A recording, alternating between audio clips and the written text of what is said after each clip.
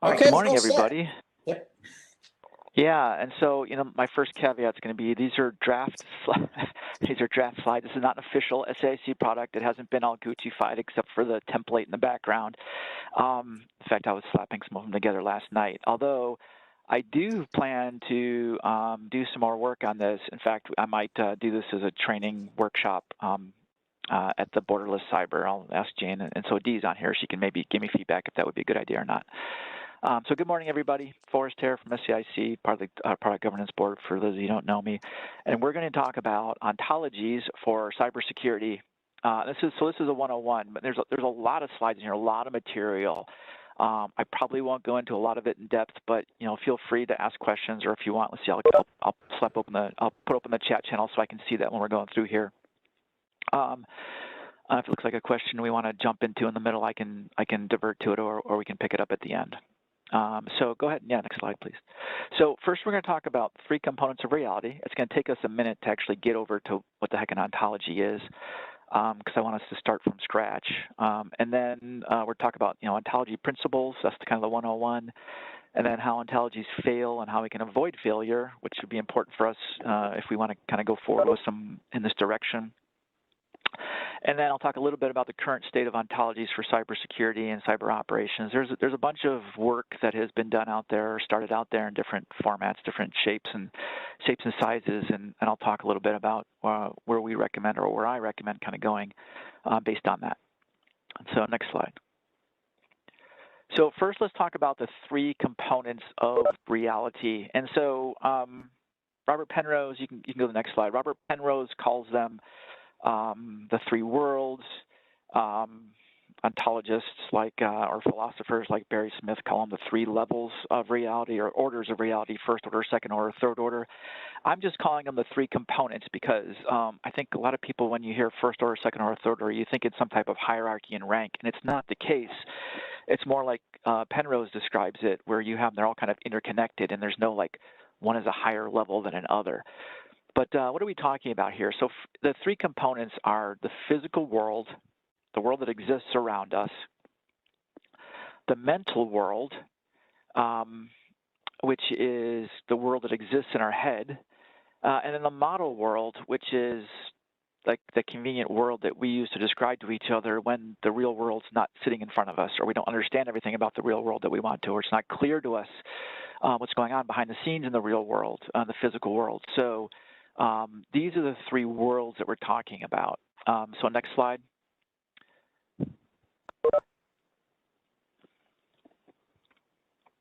So the physical world, that is the material entities and their signatures that can be observed. All of that stuff exists in the real world. So, this is a picture of an aircraft carrier. So let's assume it's actually a model of an aircraft carrier, right? It's an image, but let's assume that carrier exists out there in the world. And the way that we know it is because we know where it is. What's doing is light bounces off of it, so we can see it.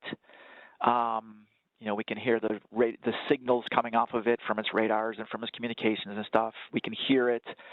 These are all things that exist in the real world that we can observe. Next slide. And then the mental world is literally our perceptions of those material entities and the meanings of the signatures, those things that can be observed that all exist out there, our perceptions that exist in the mental world.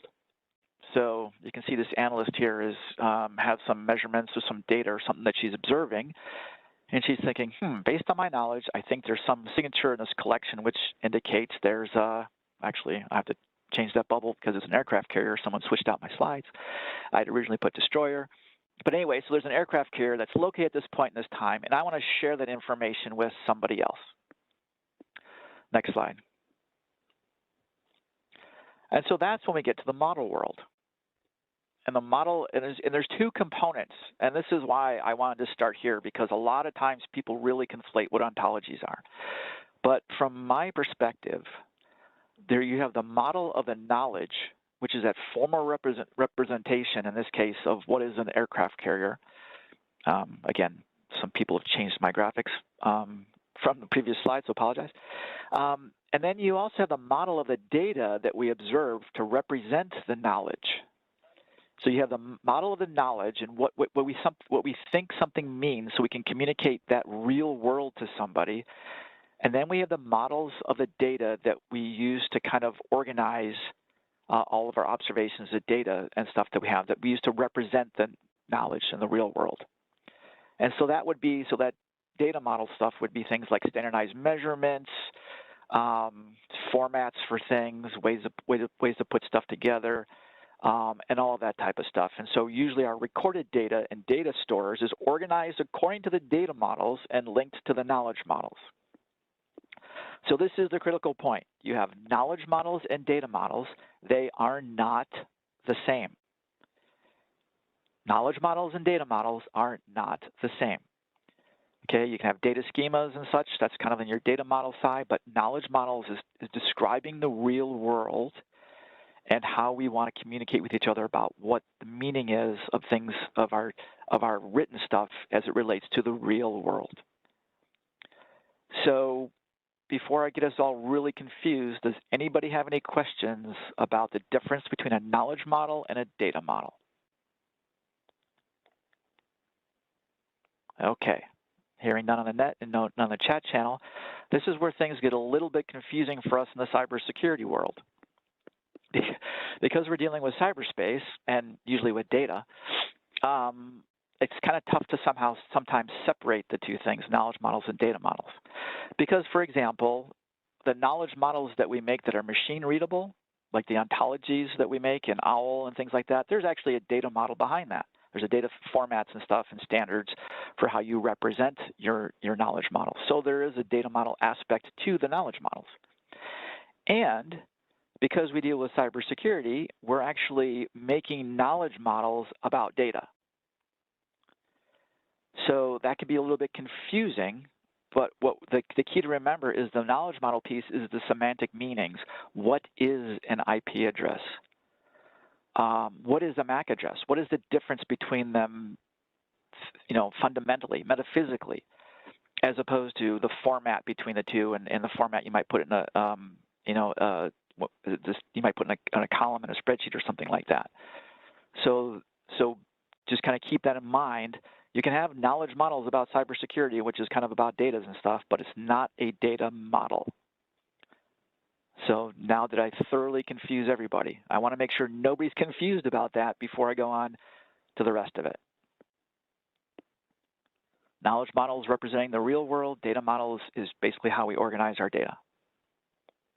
Okay. So I'll ask a quick question. So data model is the IP address, and knowledge model is IP address is a device, or further a user or something. Well, the data model is the model that you use for storing and communicating your data. So it would probably be like if you wanted to record the IP address in some database, you would make that field, the IP address is stored in this column and it has this string with this length and blah, blah, blah. That's your model for organizing your data. So that's the actual number for IP address, where it's stored and how it's formatted. And then the knowledge model is what does an IP address mean, which is kind of like what you were talking about in your example. Okay. Then what is the IP address itself? What is the IP address? Well, it's whatever number you put in there. Right, but it's an address. Right. It's a number that represents a location within your network, basically. Right. Okay. So is there something that we would describe the IP address itself as that's between the data model, which is where it lives or gets stored, and the knowledge model, which is, yes, so that the computer, so if you can imagine that the computer and other humans can understand what is the difference between an IP address and a MAC address, what the meaning of the IP address is, that's what we're trying to articulate in our knowledge model. Okay. So, an IP address is changeable, right? Whereas the MAC is theoretically supposed to be unique to the device. And so there's a difference between those. And so there has to be some meaning of the difference. Otherwise, why would you have them? And so if you don't put some type of meaning behind them, the computer is going to have no idea what that string in that field means and what that string in that field means. So how do we get that meaning behind it? That's where we start getting into ontologies. So Forrest, I have one question for us to get into the next slide. Yep, sorry. Yeah, I have one other question, Forrest. This is Russ. On the knowledge module, the way we're working, for example, in the architecture committee, those are kind of like our C4 diagrams, and the data model will be what the ontology should be all about. Is that fair? Not really. The knowledge model should be a formalized representation of all of that architecture diagrams that we're creating. So let's let's keep going, and then maybe it'll make a little bit more sense as we keep going through it. Okay. So the value, why would we want to have this machine computable ontology or this logic-based knowledge model? It's for a couple of reasons. One is it increases the ability to meaningfully share information between humans and humans and humans and machines. It allows us to shift some like cognitive functions to machines, which is what we really need to do in cybersecurity, right? We get inundated with all this data. We don't know what it means, and we need to be able to figure out how they can get the computer to understand what it means so the computer can help us to deal with it all. Increase the ability to automate more aspects of cybersecurity analysis, for example, by supporting evidence-based reasoning, which is what I was getting at with my previous statement. Increase the capability to semantically integrate data from all disciplines. And so this is, I would suggest, important for us in cybersecurity because a lot of people outside of cybersecurity have no idea what the impact is on the rest of their mission and operations because they don't understand the cybersecurity piece. And so this would be one way for us to increase the ability to semantically integrate data from all disciplines, so other type of business operations, for example. Assist in semantic disambiguation, so help us to understand the difference between when you call this that and I call that something else. What is that? Maybe we're talking about the same thing, maybe not. This is often a case in anybody who's doing engineering and modeling work is we have different terms for things like, oh, wait a minute, we're actually talking about the same thing, but I want to call it this and you want to call it that. We can actually help with some of those issues. And support reasoning over geospatial, temporal, and other data to infer additional information about the real world. And this is, again, getting at to, the impact of our cybersecurity measures on other type of things out there that the business or, our customers may be interested in and what the relationship is between cyber world and the other domains. Okay, so next slide. Now I think we're going to start getting into some ontology principles, and then I'll show some kind of examples and such. So next slide. So you may have heard of a bunch of these topics, these terms before. What is a taxonomy? What's the difference between taxonomy and ontology? We have several different kinds of ontologies. And then I've already thrown out the word their knowledge model, and some of you have maybe heard of the term knowledge graph. So while there's no official definition from anybody about what knowledge model, knowledge graph is, I'll walk through these in kind of order, and you'll see how we like to think of them on the teams that I work with. Next slide, please. So taxonomy. You've probably seen this taxonomy before from grade school or high school, right? And here we're talking about the orderly hierarchical classification of some domain according to some, usually it's general to specific characteristics. So this is an example, the plant kingdom, animal kingdom, and on down till you get different species. And you can imagine you can have all these branches that go out, and this is just the branch going down to the species level of this specific animal here, which is red fox. But I think you've all seen this example before. That's a basic taxonomy. Next slide. Now, ontology is when it's going to be a bit more complex. It's going to be a model or some representational artifact of some subject area, some domain that consists of one part taxonomy of terms and definitions. It's helpful to have the definitions too, but we don't want to spend too much time arguing about that as long as we can agree with us where the terms fit in our ontology or our taxonomy. And then you also have the formalized relations between them and, if necessary, some relevant axioms that you can program into your ontology. And I'll give you some examples of these as we go through. So top-level ontologies is going to be a very general collection of entities and their fundamental relationships that should apply in all cases. So, for example, when I do modeling, when my team does modeling, we use basic formal ontology, which is a very high level. It's only got 32 terms in it, but it has the defined relationships between all those 32 terms. So it's very tight logic built in a very metaphysical level. You know, things that exist that continually exist in the world and things that occur, for example. I'll show you a slide. Unfortunately, I don't think it's going to be very legible, but we'll try to get into it in a couple of slides coming up. Then we have mid-level ontologies. That's the next level down. You're going to have some more specific terms. It should be generally applicable across many types of domains.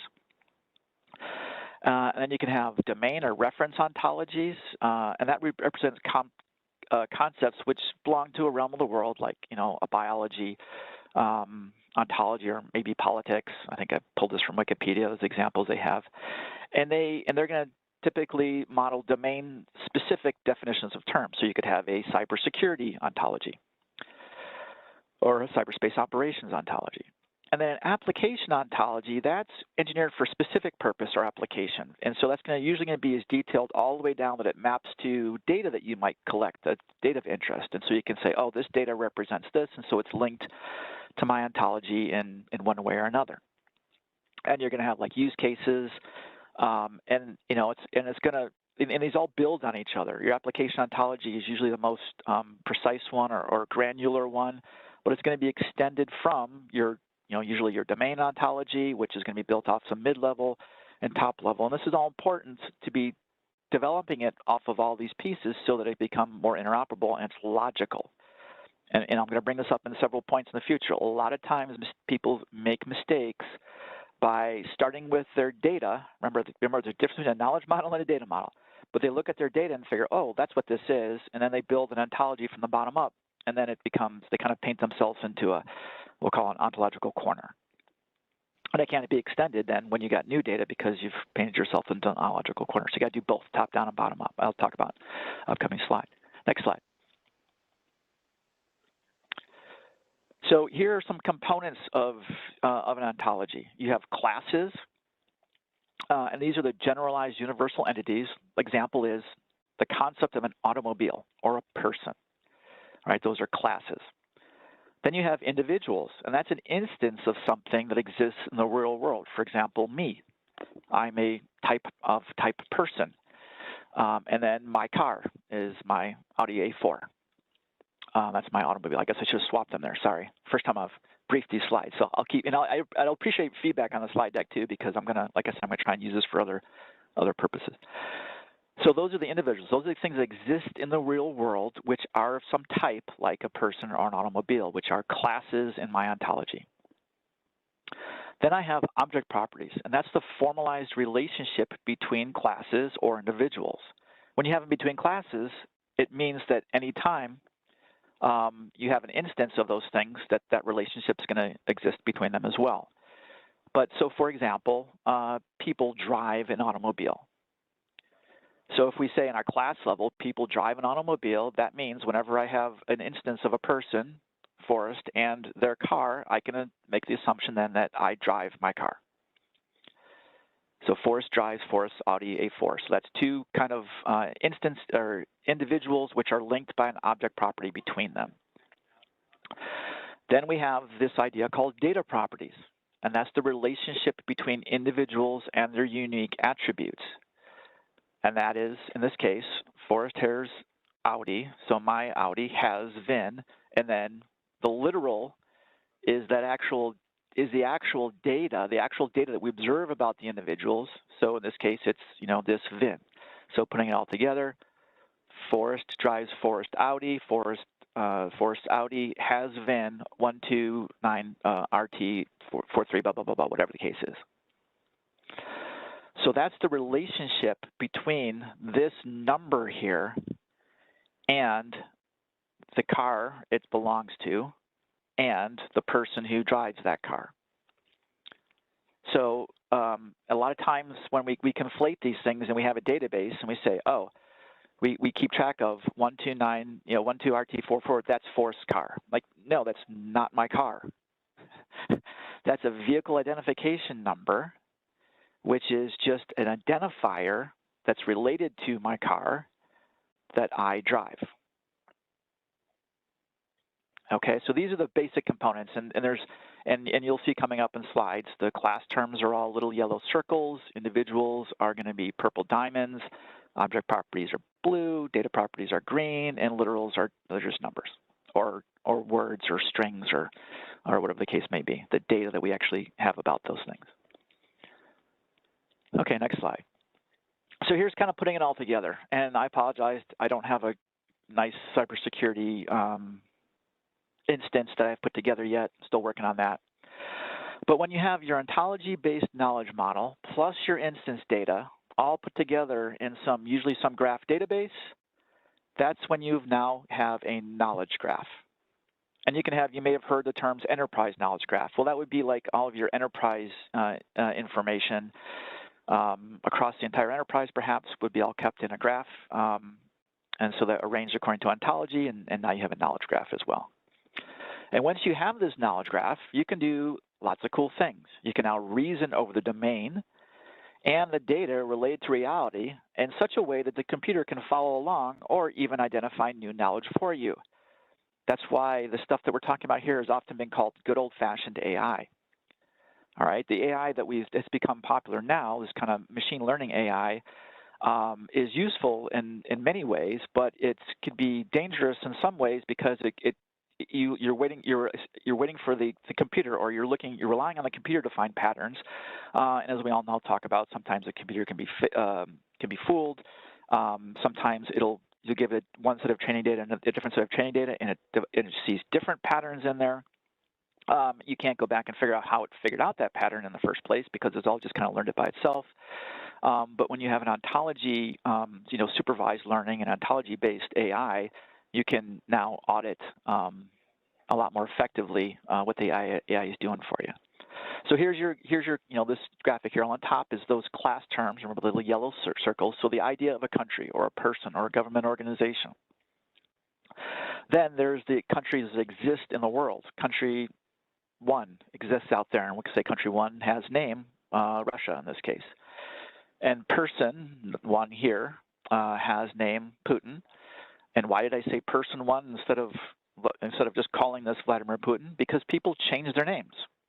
People get married. People get divorced. People decide to change their names. People do all sorts of different things. So it's better to just call it person number 1 has name. In this case, Vladimir Putin presides over government number 1, which controls a brigade, which is a type of military unit, which participates in an activity, in this case a military exercise, which occurs somewhere. So here I have space and time now is incorporated in my ontology as well. It's not just those physical things that occur, that exist out there. It's where and when they're doing those things can also, and what they're doing can also be in your ontology. Okay, let me stop here a second to see what questions people have before I keep on going. It's a lot of stuff in a short time. So one question on this for us. For example, you've got person on here, but I don't see person in brigade, for example. There's no relationship between those two. Obviously there is, right?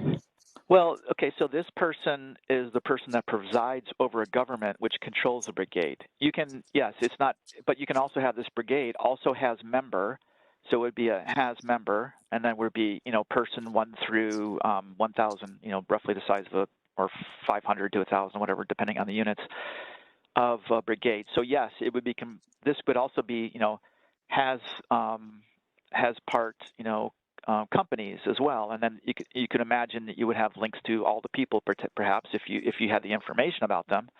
Right. So yeah, brigade could have member, commander 1. Right. Yeah, you could put that in there too. So I guess you'd have two types of persons, right? The governmental people and then the brigade people. And I would imagine our country is the same thing, right? You've got country with government, but I would imagine area of operations also has something to do with the country. They're somewhere. Right. That's correct. Yeah. The countries are we call sites, and got it. In fact, in basic formal ontology, the standard that we use, they're actually called sites because they're relative, as opposed to an absolute location, which is actually useful in cybersecurity too, because a lot of the location information that we use in cybersecurity is completely relative, completely changeable, which is different than an absolute location, which would be like some geocoordinate, which never changes. The geocoordinate itself never changes, but the IP address you can move that around to whichever computer you want. And so there's a question here about the knowledge graphs related to property graph. So property graph is a different type of graph. So so these, for example, are in what we call triple formats. You have a subject, predicate, and object. So Brigade 1 participates in military exercise. So you can only have one thing, brigade, and then one relationship, and then one other object that it's connected to. In a property graph, you can have this term where I say like participates in, which is that relationship between them. You can also give properties to the links as well. So it's different. It's a different type of thing than a knowledge graph and property graph. They're not. It's apples and oranges. I don't know if that helped at all, but I can maybe explain a little bit more if we have time. So just a thought, and I don't know if it's correct me if I'm wrong or what, but does it make? I mean, do each of these things? It seems to me that a brigade at some point in time, let's call it a state. The state of the brigade has its own knowledge model, or brigade would be in the knowledge model section in some other example and have all of its own relationships below. So there's a state of a thing, and that state has a knowledge model of associations, what is there, who's a member of this brigade, et cetera, et cetera. And then there's a scenario where an event happens by an entity, and the event then draws its own knowledge model of associations. Yep, exactly. So, and we'll talk about that. And so, I'm sorry, go ahead if you want to keep going. No, I was just trying to make understand. And that's make sure right. I was thinking correctly. You are thinking correctly, and what we try to do is and we're getting ahead of ourselves, but it's a good point, is we try to modularize these things, because if you could imagine when you start thinking like that, well, then this could be on that, and then that can be that. You could have this really complex graph, right? But if you follow, standardized, interoperable conventions on creating these, you can kind of separate those. You can have, your database about Brigade 1 could be like somewhere else than your database about military exercise. As long as you can link them, now you can bring along all the knowledge model and the knowledge graph around the brigade to this particular military exercise, which someone may be interested in exercise, but the person who's interested in Putin over here, he may care less about a military exercise. So he doesn't want to have all that stuff in his knowledge model. But if we build them in a modular fashion, we can, point and click and traverse the graph anywhere we want, whenever we want.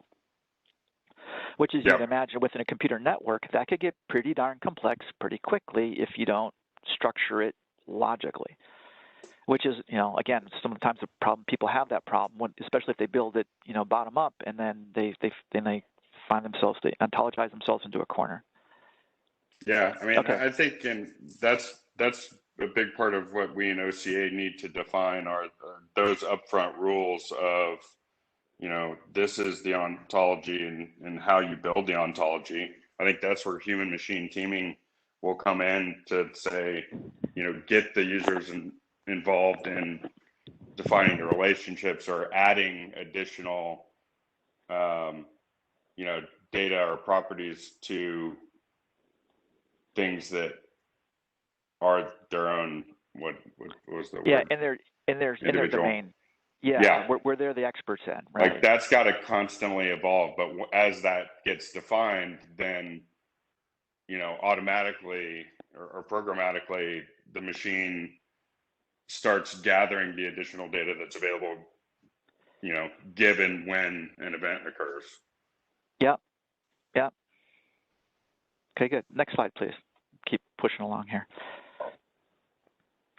I'm not going to go into every single one of these principles and terminologies. Just to let you know that these are things that we try to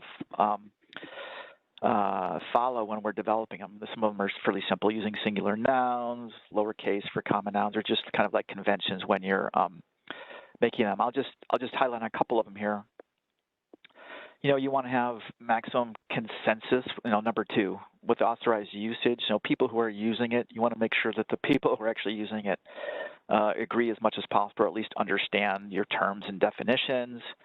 I'm going to jump all the way down here to number 9.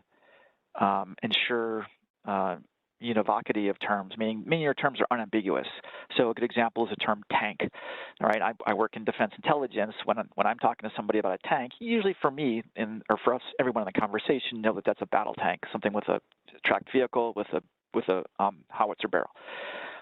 But if you're talking to someone in the POL analysis division, they're thinking maybe, you're thinking about an oil tank or a fish tank or whatever the case may be. So you'd want to make sure your terms are like battle tank or fish tank, oil tank. They're unambiguous terms as much as possible. I think avoid mass terms. That's just like economy. The economy. That's such a complex general term that it's not appropriate for your taxonomy that you're developing. Go ahead. Next slide. And then you got the backbone. It is a hierarchy. This is a lot of times people have this challenge when they're doing their taxonomy. It's always supposed to be from general to specific, and they'll skip one. If you think, from those of you with the military experience, you've got things like a division and then a brigade and a battalion and a squadron, and so I can just make a taxonomy of that. That's actually not true. A squadron is not a type of brigade. A brigade is not a type of a division. They are subunits, and so a division is composed of those pieces, but that's not the same relationship as, like, a red fox is a type of mammal, is a type of animal, like that. So you need to be very careful when you're making your taxonomy so that you ensure that you follow that logic in your basic taxonomy.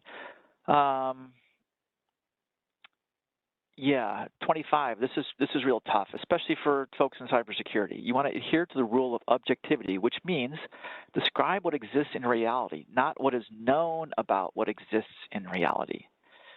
I'll give some more examples on that. Could let that just soak in a little bit. And the key is realism. When we're making this basic taxonomy, it's about the real world. It's not about abstractions thereof. There are things in basic formal ontology that, like we call generically dependent continuance. A more accessible term is information content entity. So a computer program, as an example. That computer programs, Microsoft Excel, it does exist. But it exists as an information content entity, a direction to do things. It doesn't exist. It's not Microsoft Excel itself is not a physical object. The CD that's been burned in a certain format to communicate to computer to carry out the instructions to load and install and run Microsoft Excel, that's the physical object. So when I point to a CD, I'm not pointing to Microsoft Excel. Okay, that's kind of tough, I think, in the cybersecurity area. Anyway, next slide. Got a little lag here.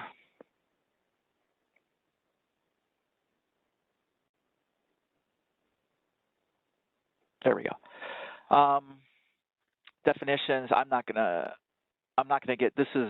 Would be more important if I actually start cranking out ontologies, but these are. I'll just hit number 17. I see it all the time. Avoid circularity and defining terms. It happens all the time. When we don't know exactly how to define something, we just take the term name and we say it is what I called it. A tank is a tank. Like, that's not helpful. And you think that's silly. Why would we do that? You will see it all the time. Next slide. Okay, so here are 3 ways that ontologies fail, and then hopefully I'll talk about how we can avoid this. This is from Barry Smith. Barry Smith is one of the founding fathers, if you will, of basic formal ontology. He's a philosophy professor, and ontology actually comes from philosophy. It's the metaphysics about the things that exist in the world. And he focuses on building for data that you already have. So that's kind of when I talked about the bottom-up perspective. If you're only looking at your data and trying to figure out what it means, you're going to have some challenges. Built for a single community, so that's going to break when second community joins. So if you did this really articulate, easy to understand cybersecurity ontology for some cybersecurity SMEs, and somebody who wants to do network security or network infrastructure development, or so when you start, maybe a power system or something like that, where cybersecurity is a critical component, you want to try to build it in a way that you can integrate the knowledge models between those two domains, so you can see the impact on your power system if you have a cybersecurity issue or something, for example. And built with no concern for how it will fit with other ontologies, which is actually, now that I look at those bullets, that seems about the same. But you can have an ontology that's built for more communities that's not necessarily built in a way that follows an ontology standard, so that you can more easily link it. Well, I think how this relates to us really directly, though, is, as individual vendors, we build tightly coupled integrated security solutions with this, these three things. Maybe some slightly looser coupled things with some alliance partners, and then the rest of that pain is the customers or the end users, right, or the organization. Exactly. And the domain model, I think that's interesting, is not just devices and users, but importantly, the cross section of tools we have to control and sense and secure those things. Right, and that's exactly why, and I probably should have made that point on the previous slide, and I'll make it here too. Is that's why I think that this approach and the things that I'm stressing here are uniquely applicable, or not uniquely, but specifically or especially applicable to OTA, because our whole point is interoperability, right? And so my recommendation is that if we create any ontology, that we follow this standard on this slide, which is Basic Formal Ontology 2020, is now an ISO standard, and it is a way that you can. So the good thing about Basic Formal Ontology is you can model anything you can think about, and I challenge you to find something that you can think about which can't fit somewhere in Basic Formal Ontology within this top-level structure. Of course, the drawback or the challenge to that is, because you can model everything you can think about, it's very easy for your brain to explode when you start modeling according to Basic Formal Ontology, because you can model everything, and it's like can become very complex. So you have to kind of balance your complexity with your usability, and I'll talk about how we do that in some upcoming slides. So this is probably kind of hard to see, and I apologize for that. I probably could have used a slide, and I will use a slide which has bigger letters and stuff on it. But really quickly here, in the interest of time, I'll just talk about this a little bit here. Basic Formal Ontology is that top-level standard that I use for all my work. And so everything is an entity. Then you have things that are continuance, which is the left tree, and occurrence, which is the right tree. So on the left is things that continue throughout time. So it's going to be the physical things out there, which is on the left side, so objects and such. It's going to be immaterial entities, which is going to be things like spatial regions and locations. It's going to be generically dependent continuance. What the heck is that? That's like the story War and Peace. It only exists in our mind or on a piece of paper, and if we forget about it and we burn the book, then War and Peace is gone. Specifically dependent continuance, that's things like qualities, like colors and mass and things like that, and roles and functions and dispositions. So we formalize the idea of like why something was built in the first place. So let's apply this to cybersecurity. You can have a computer, or let's say a box that was built as a computing device, and we'll just say the function is a computing device. If I can program it to be a gateway at one time, I can program it to be a router at another time, I can program it to be, I don't know, whatever else you can program that box to be. That's a role that it can follow. So what that allows us to do is there's no more virtual anything. I don't have to say, oh, it's a virtual router. I can say, no, it's a computing device. It physically exists. There's nothing virtual about that box. The box is sitting there with electricity running through it and neurons running around in it. So that's what it physically is. It's a computing device, which was built for like a cloud. Networking. Yeah, like a cloud, exactly. A cloud is a collection of computer servers, right? It exists. But there's different components of it which would have different functions. They were built for different reasons. And then they can also have a temporary, like when it's a software-defined radio or something like that.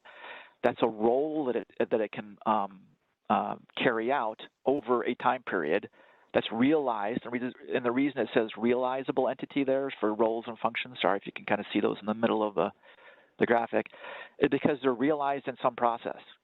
So it's going to conduct some routing process, in which case it's serving the role as a router.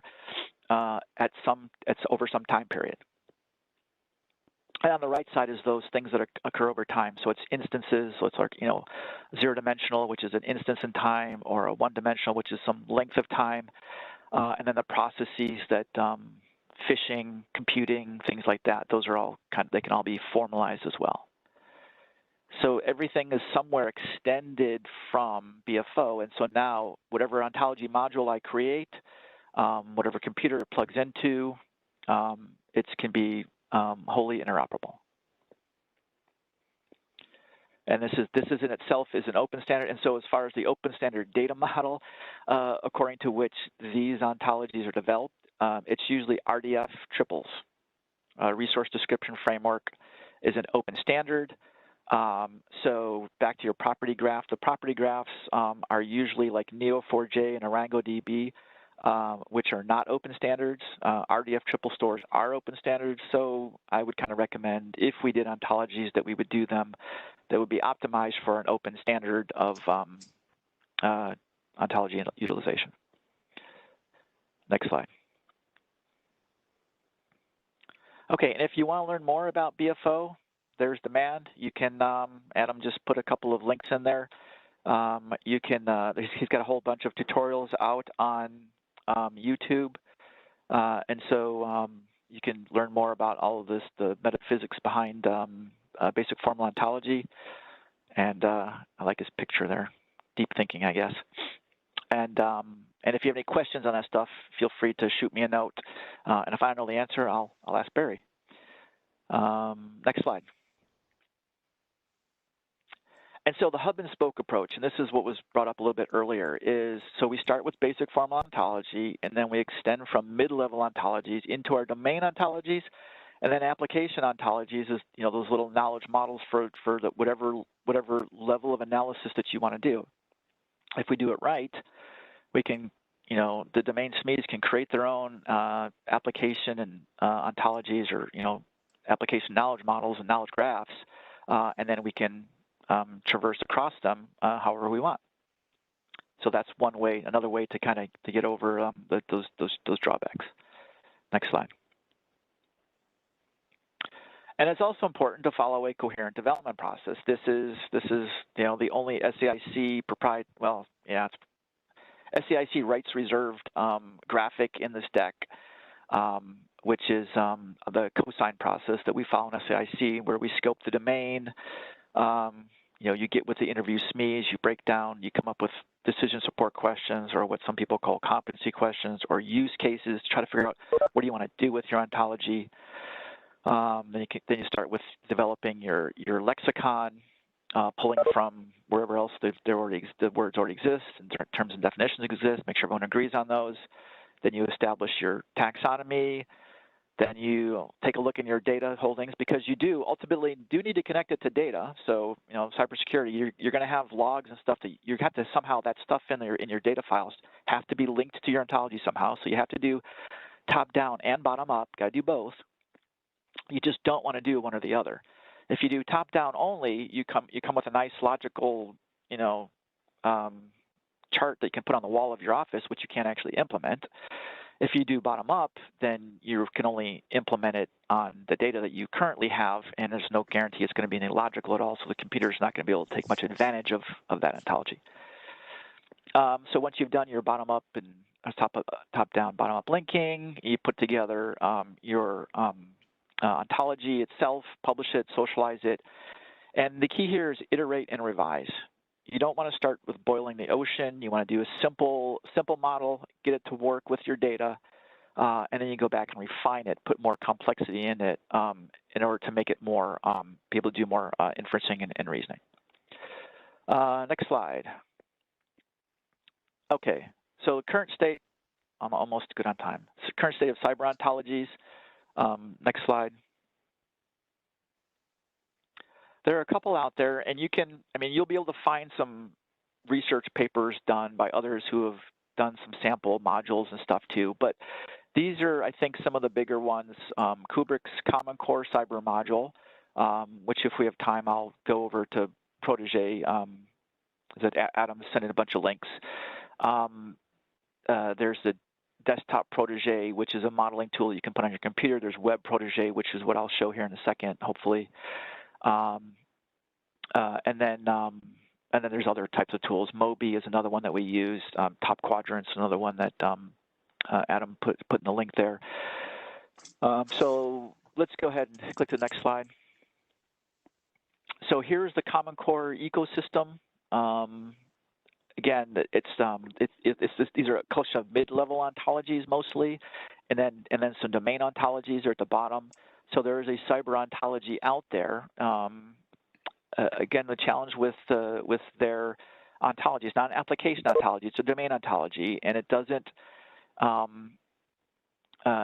necessarily connect to a lot of, they did the top down, they didn't do the bottom up, and so you might find that there's missing bits in between what they're doing and what you might be interested in your use case. Next slide. And if you grab this paper off the web, and if you have trouble finding it, I can help you get it. This is a paper where they talk about it, some of the ideas. So if real quickly on the right side here, you can say there's this process, an information transfer process, which has an input digital file, which is an information content entity. Digital file. Which contains, bears an information content entity, some type of computer program. And then you have another digital file, which is the output. So it goes from one file, copies it, I guess, over to some other file, which is located in a computer. And the digital file has a part, you got subroutines, and so it can break down an entire computer program, the algorithms, the processes. All those things can be broken down logically and related to each other in a logical fashion. That's just an example they have in that paper. If you want to pull out more from that, you can follow that. And I work with Brian and Mark Jensen and Ron Rudnicki frequently. Next slide. Okay.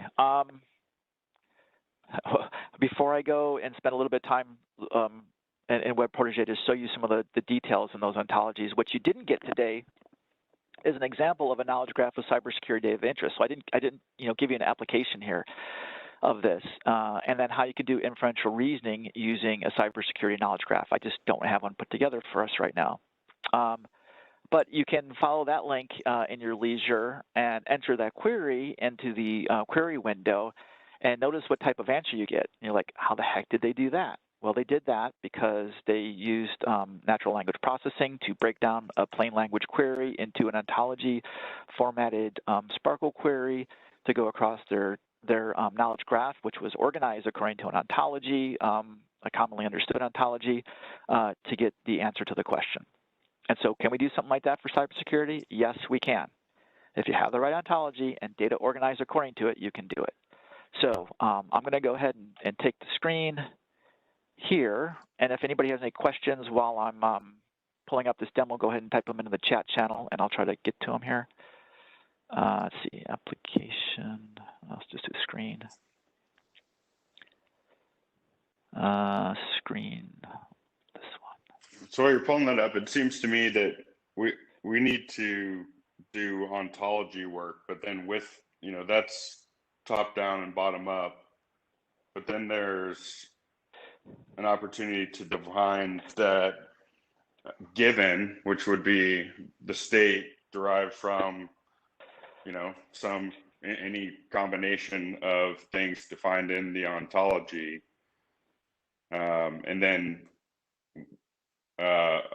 events, what is the ontology of events that occur, behaviors, things like that, and then what to do given state and when those events occur.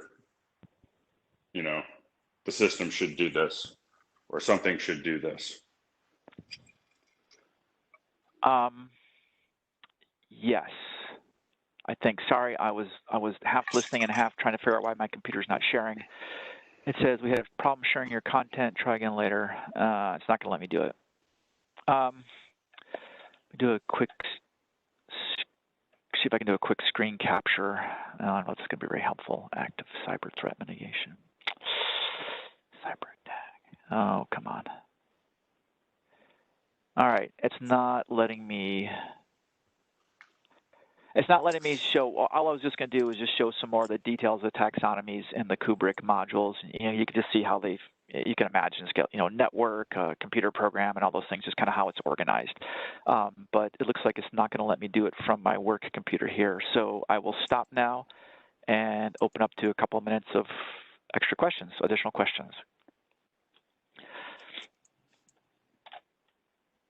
What other questions do we have?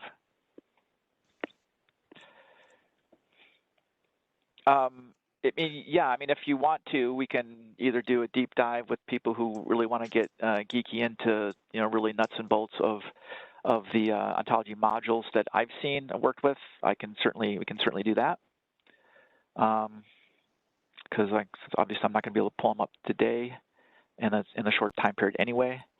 But anybody else have any other questions?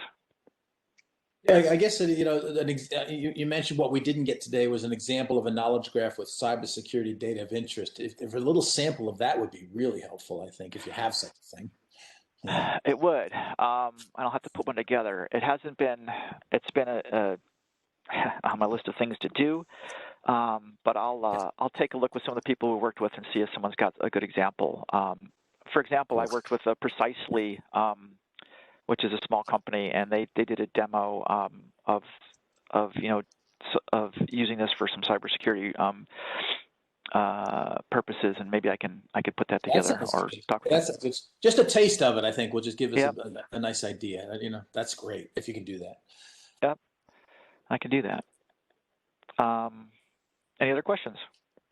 Are there ontologies that are kind of the de facto standards that we should look at for, you know, the general, you know, compute stack, I guess at different levels that when we describe? There are a bunch of them out there. I would say that the challenge with, you know, and I didn't do the research and pull up some examples because other than the one I showed on Common Core, is because they're usually kind of unique. Someone had a specific problem and they created an ontology and said, here you go, you can have this, but it wasn't interoperable beyond it. And I would recommend that we could use some of that work and we use terms and concepts wherever possible. We don't want to, you know, make up our own definitions and lists of things that are interesting if we can avoid it.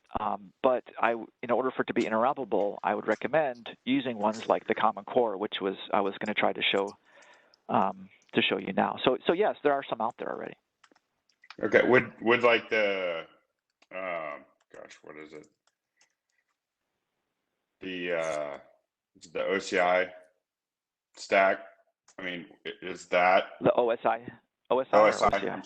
OSI. When is I that looked an around ontology? No, I wouldn't call it an ontology, but you could make an ontology with those showing the relationships between all the components in the OSI stack, certainly. Okay, I'm just wondering if, like, you know, probably overthinking about it. Do we go that far back to, okay, those are the standard names for these things? If those things, you know, if we're describing like network layers and transport layers and stuff. Maybe that's a bad example, but, you know, obviously we're not going to reinvent the wheel, but are there, you know, as we describe what is an asset, right? Right. And what properties do we track and maintain to drive state of something? Yeah, yeah. There is stuff there for us to pull from. We're not going to, certainly in this area, we're not going to be starting from scratch. So, okay, I do have to bolt. I apologize. So hopefully this was useful. Yeah, that was great. Thanks. Yeah, thank you very much, Forrest. Very helpful. I do appreciate your time on doing this. I think it is very helpful for us to think of in this context, because I know we don't think in the thoroughness that you are thinking here. So that's very helpful to me. So, okay, no problem. Glad it was helpful. And everybody have a great day. We'll talk to you on the flip side. Thank you. Bye, everybody. Bye. Bye.